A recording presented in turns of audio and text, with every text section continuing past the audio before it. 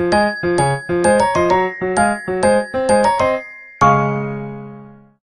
nama saya Balqis Zahra binti Rami Syam, nombor matrik F1035. Assalamualaikum, saya Arisha Fatah binti Zukri, nombor matrik F1007. Hai, saya Siti Nahimah binti Mazlan, nombor matrik F1099. Assalamualaikum, saya Sri Maisara binti Hilmi Razarayu. Nombor matrik saya F1083.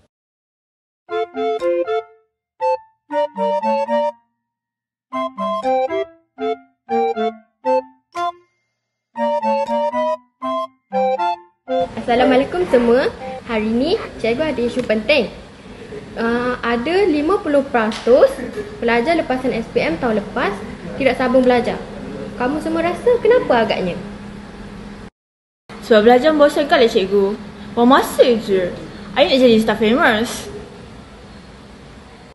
Bagi saya, mungkin mereka daripada keluarga susah. Macam saya nak tolong mak saya.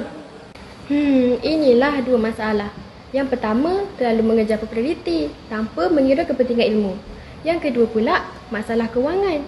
Itulah yang menghalang untuk sambung belajar.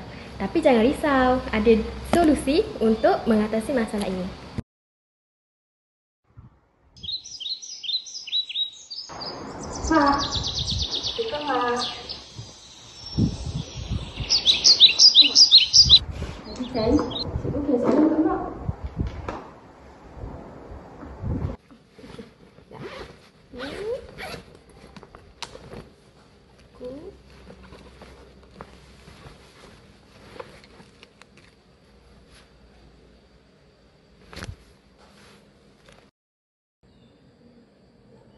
Mak, kita susah. Kalau I nak kerja, boleh bantu mak.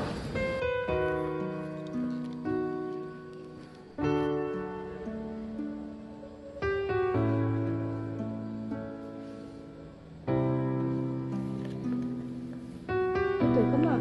I tak tahu pun.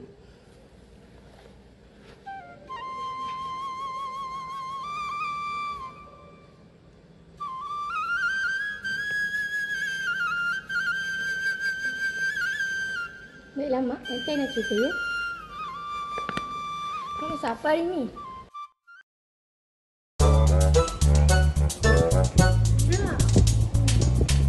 Mira, cikgu nak tanya, awak betul ke tak nak sambung belajar?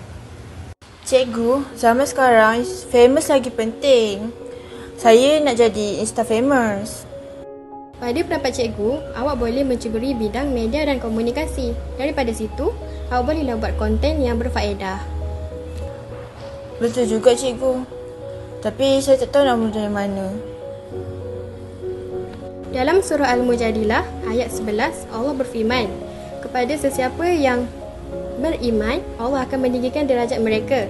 Begitu juga dengan orang yang menuntut ilmu, akan diberi beberapa darjat. Saya tak pernah terfikir macam tu. Saya nak cuba sambung belajar lah.